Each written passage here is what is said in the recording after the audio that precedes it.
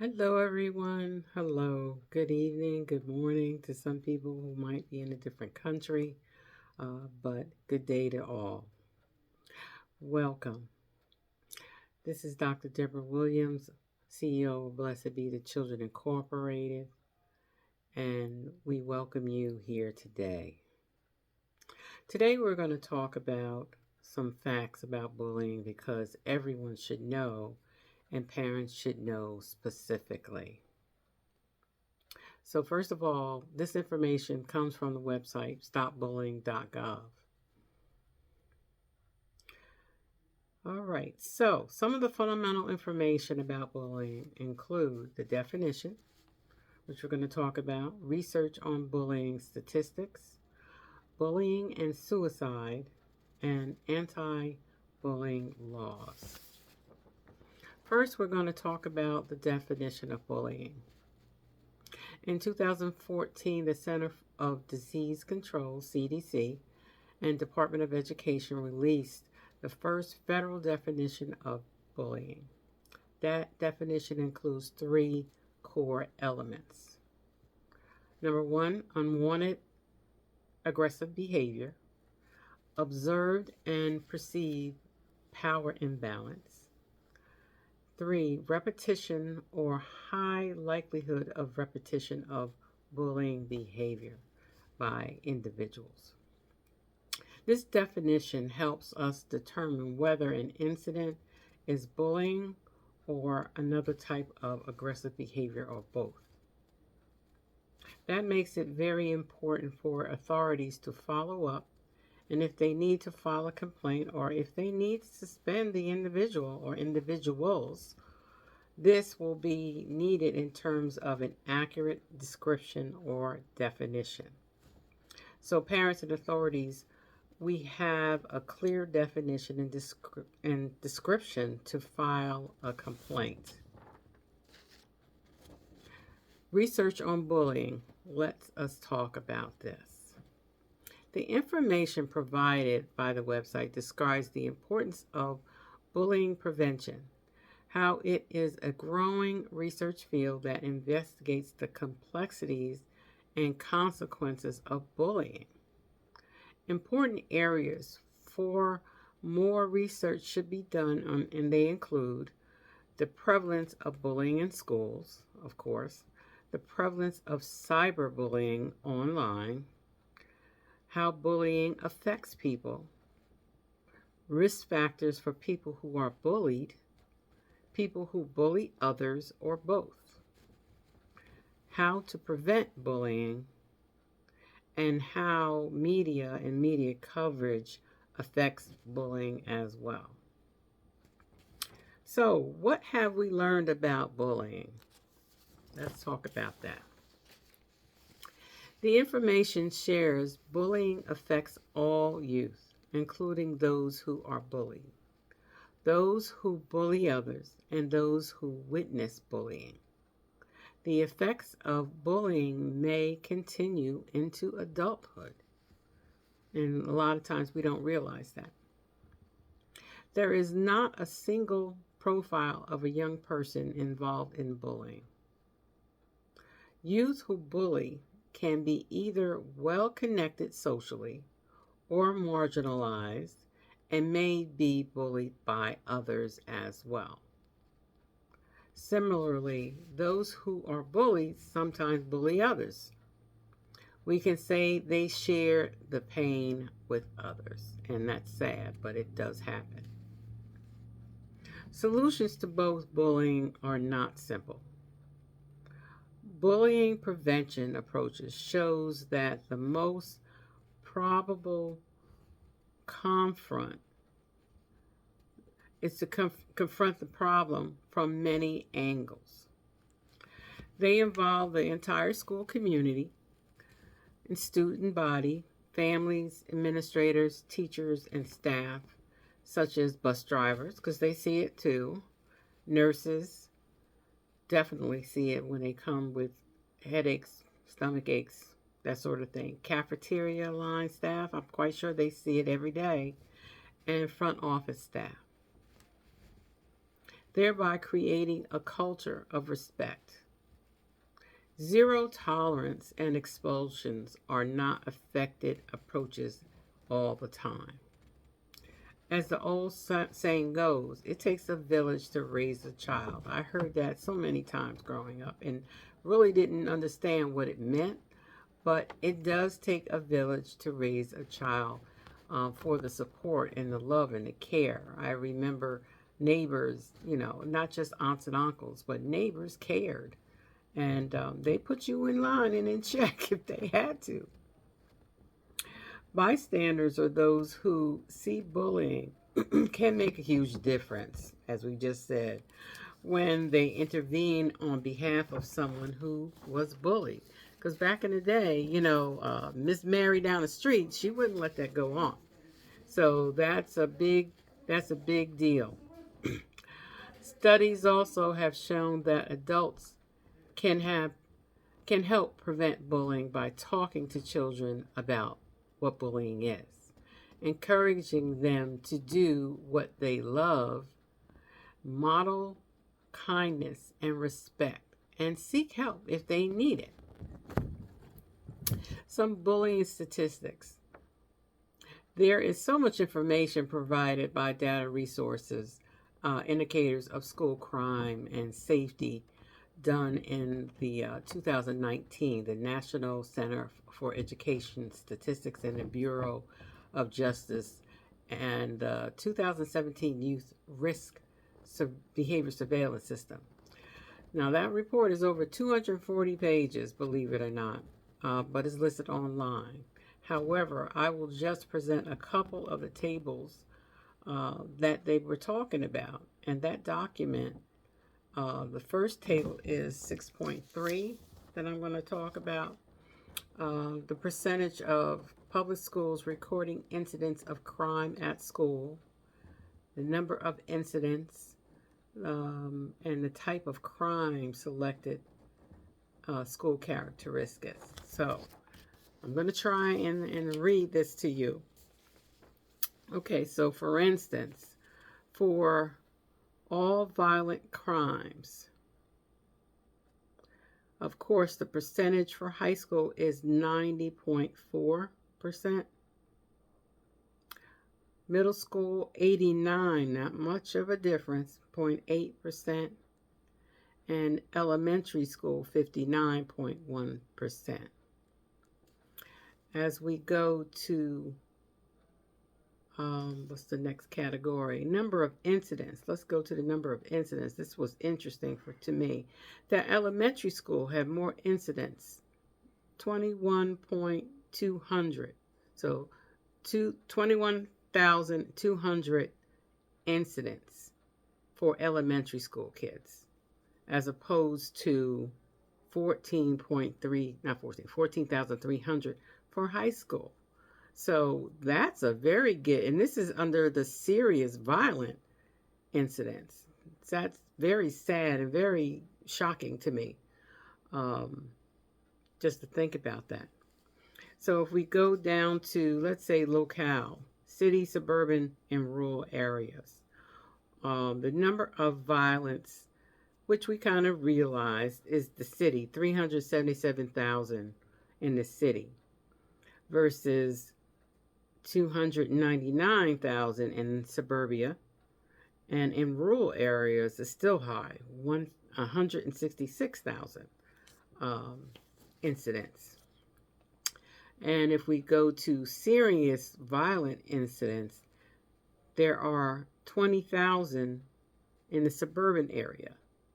Okay, so let's go down to minority enrollment. Okay, those areas, 76 to 100% of minorities had a number of incidents that came up to 356,000, and that was all violent behaviors, as opposed to serious violent behaviors, 18,200. What's interesting is that this last category was percent of students eligible for free lunch and reduced price lunch. So if you the percentage between 76 and 100%, which I found very interesting, is that all violent percentage was 74.3, meaning that those kids who have free lunch are in that category of violent behavior. Even when we come down to theft and larceny, again, the kids who had the reduced or free lunches also ranged 43,100, as opposed to, let's say, 26 to 50% of that population, 35,100.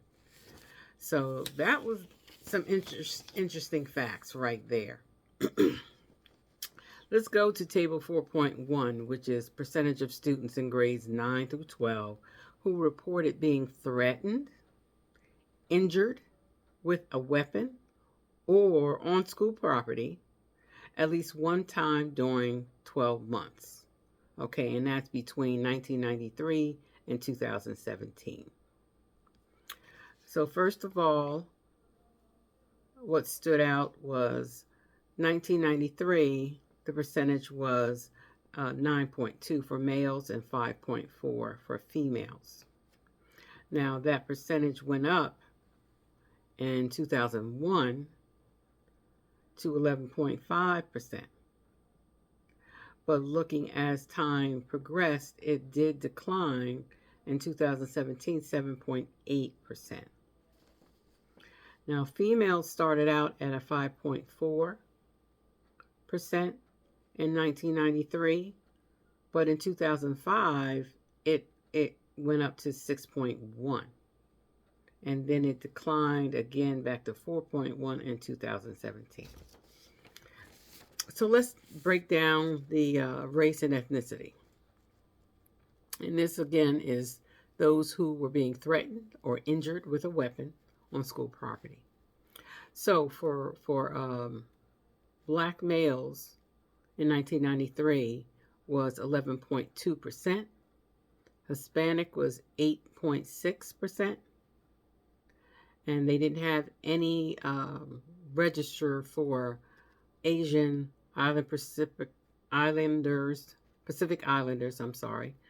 and they had Alaskan Native American Indian, 11.7%.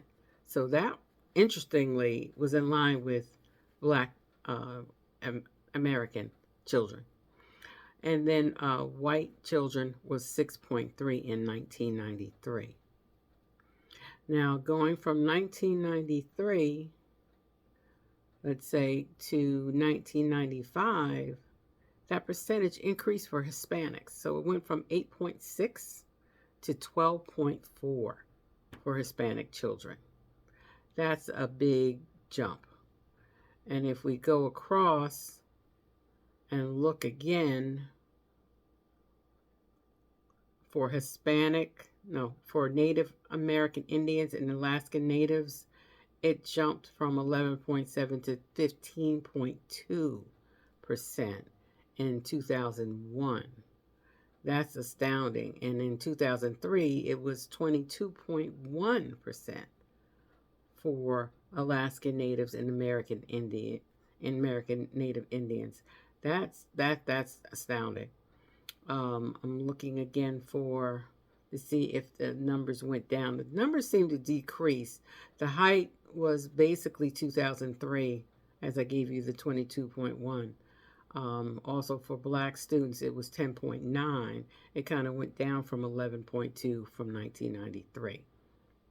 But going to 2017, the numbers decreased except for American Indians. It was still fairly high at 13.7. So let's look at the grades, okay? The grades, 9th grade had a 9.4% in 1993, and then it decreased to a 6.8 in 2017. That was the biggest jump because fairly 10th grade it was 7.3, 11th grade was 7.3, 12th grade was 5.5. So those numbers decreased very much so by 2017. So 6.8 for 9th grade, 6.8 for 10th grade, 5.1 for 11th grade, and 4.6. So this gives you an idea of children being threatened or injured in school, and it breaks down all of that information that kind of opened up everybody's eyes. I know it opened up my eyes. So studies have shown that adults can help prevent bullying by talking to children about bullying ahead of time. I think this is very important. Encouraging them to do what they love, again, and modeling kindness, respect, and seeking help when needed. That's very, very important. So let's look at some of the other numbers that they have. About 20% of students ages 12 to 18 experience bullying nationwide. 20%. Students aged 12 to 18 who reported being bullied said that they thought those who bullied them had the ability to influence other students' perceptions of them, and that was 56% of them thought that.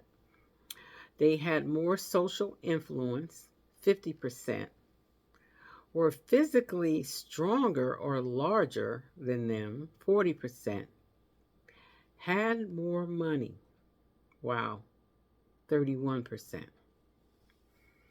As you can see, these are profound numbers and indicators that influence our children in and out of school.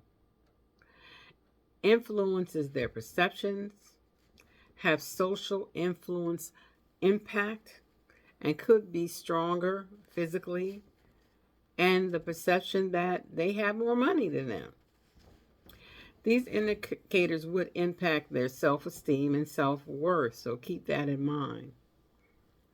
We must be mindful of the social, economical, and the influential impact of bullying on our children. So it's a lot that goes on and a lot that changes a child once they start being bullied. Bullying in schools. Let's talk about that. Nationwide, 19% of students in grades 9 through 12 reports being bullied on school property in the last 12 months prior to this survey.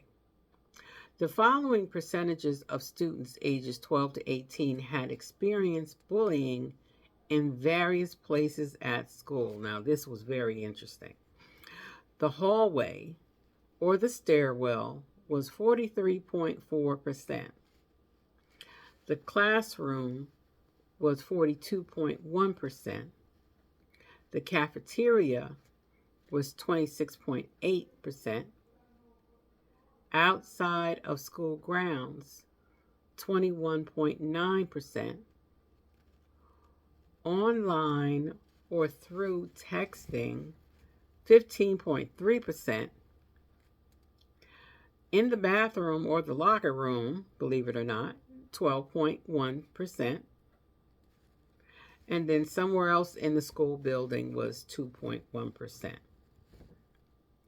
Approximately 46% of students 12 to 18 who were bullied during the school year notified an adult at school about bullying. That's a good thing. But there's still that other 59 or 60% that do not. So we have to keep that in mind. Which says a lot of students who do not report bullying in or out of school time. That's the question, and that's the problem. Cyberbullying.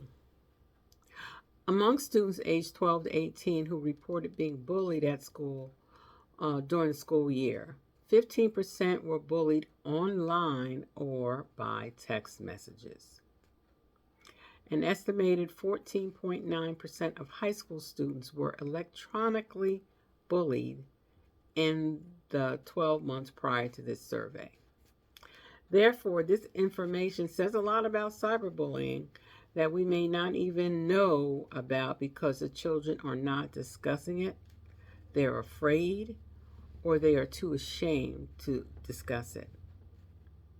With all the technology devices, we are now emailing, we have text messages, we have Snapchat, we have Instagram, as well as other social platforms. So it kind of blows your mind. All these different platforms, if they want to bully you online, they have so many ways and avenues to do that. And kids can be bullied that way as well. So keep that in mind. Types of bullying.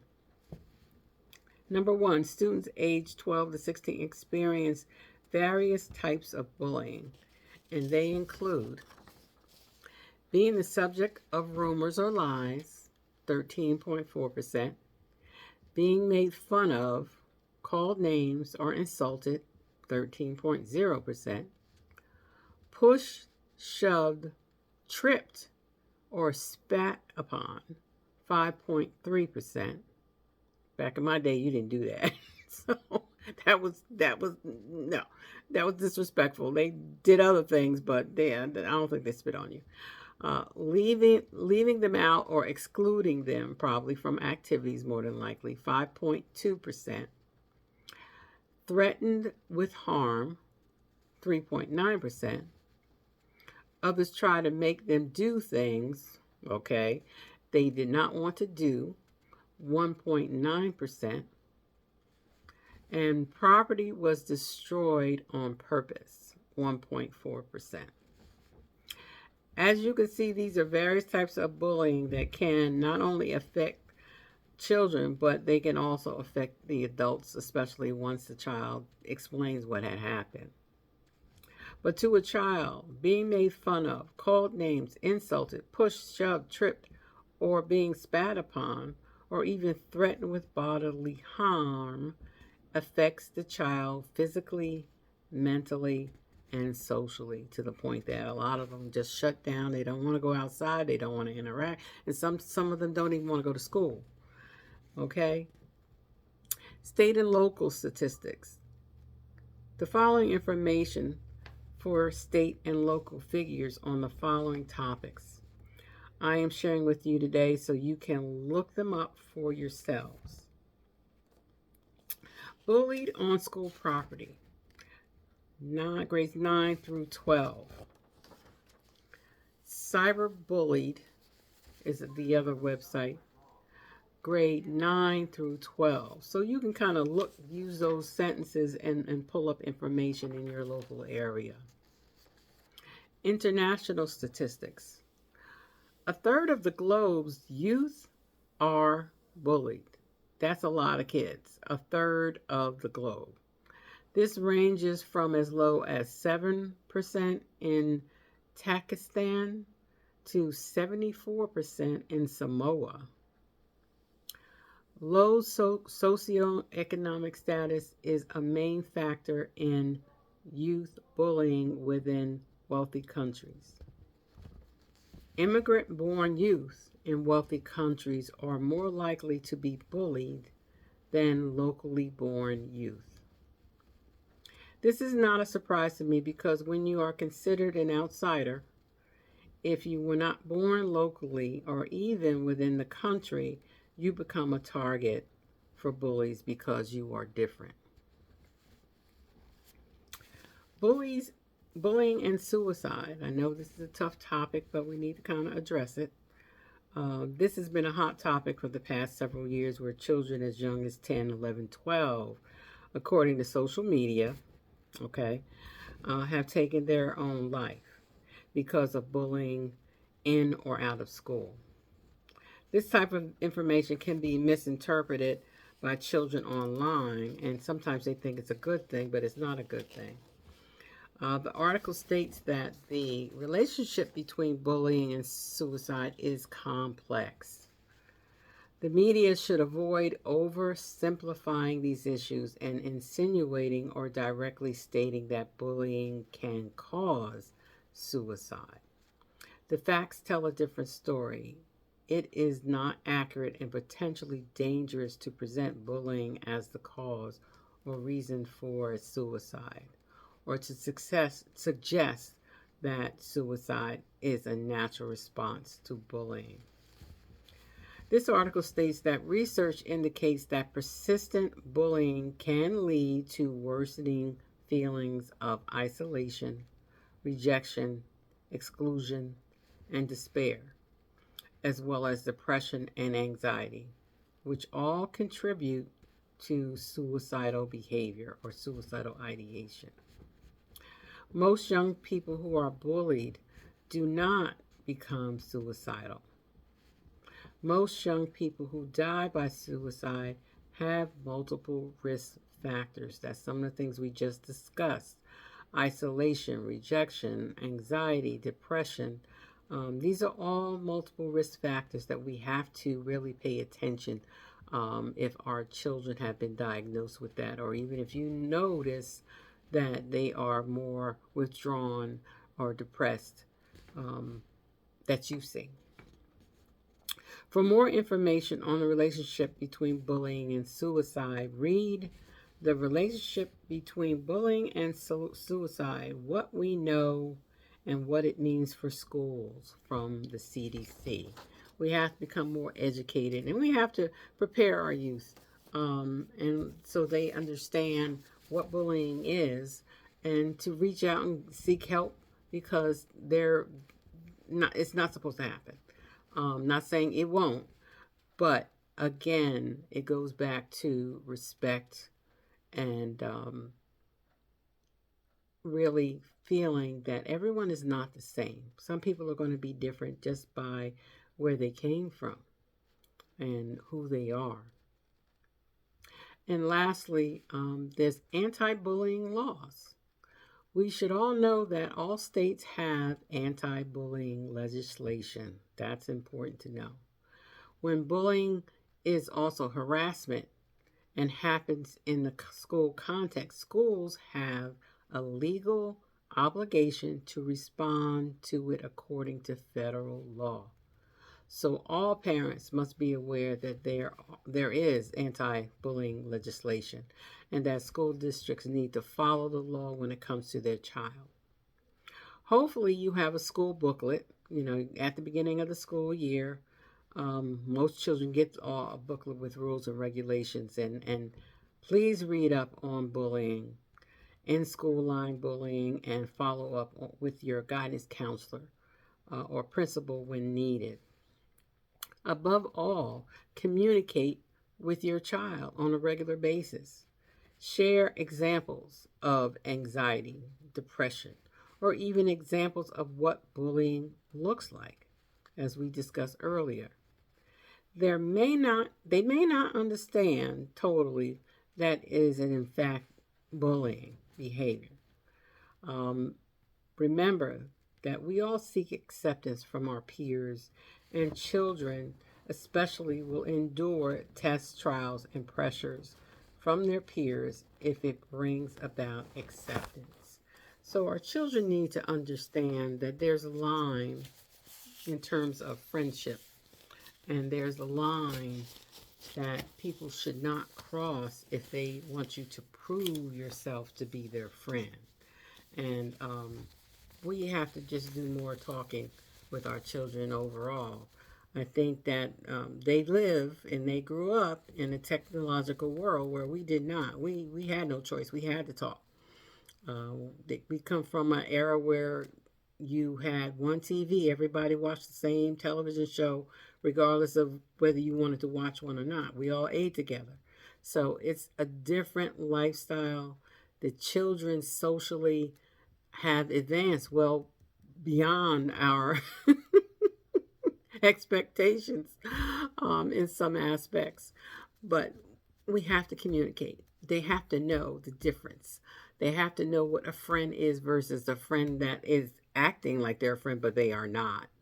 So we have to teach them all of these necessary social skills living in a technological world, and that everything is not in a computer or a cell phone or on a tablet, but when you have someone that sits by you, who talks to you and understands your feelings, it's a different type of friend than someone that just texts you every day.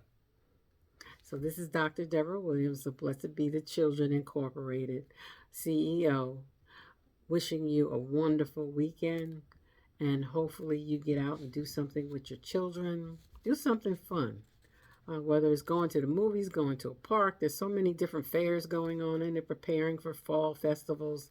Do something fun with the kids. Um, Having a family unit is important, and some children don't have that, so they don't even know. So let's bless our children in letting them see, feel, and laugh at how, my mom went on a roller coaster and she screamed the whole time. That's memories. And the kids need to feel those memories and embed those memories in their mind as they become adults, because that's what you hold on to. Again, be blessed. Have a great weekend. And we will continue talking about suicide, since this is Suicide Prevention Month. I know it's a hard subject, but we need to be aware. And this is something that has been dear to my heart, that I sat on the committee in Monroe County for suicide prevention. But we have to be aware, especially at the beginning of the school year, of the signs, the symptoms, and to get help right away. That's very important to me. Alrighty. Have a good night. Be blessed. Bye bye.